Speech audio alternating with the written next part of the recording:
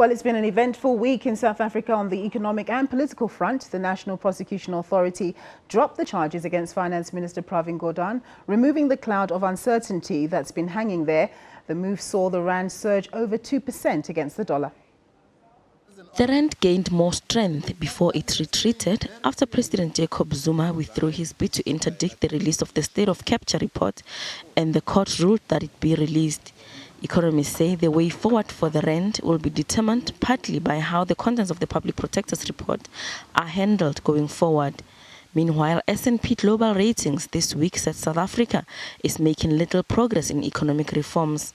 S&P says the political wrangling are delaying the implementation of reforms, raising the risk of a credit downgrade to sub-investment grade.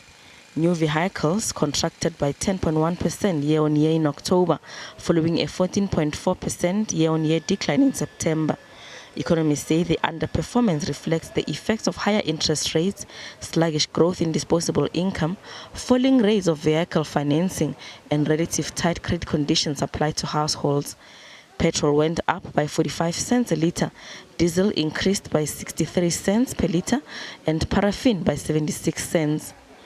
The Purchasing Managers Index remained below the key 50 points mark, indicating deterioration in the manufacturing sector. It declined to 45.9 points from 48.5 in September. The trade account recorded a significant surplus in September. Imports fell by 6.5 billion rands over the previous month, driven by the drop in precious metals and stones and mineral product imports, vehicles and transport equipment. Private sector credit extension growth accelerated to 7.2% year-on-year. Credit growth to companies remained firm, while that to households was weak. Credit growth is expected to remain weak in the short term, given the slow economic activities and poor outlook. Stats SA will next week release the mining and manufacturing production updates, which are expected to confirm a weakening of momentum in these sectors. Gloria Stafakomosi, SABC News, Johannesburg.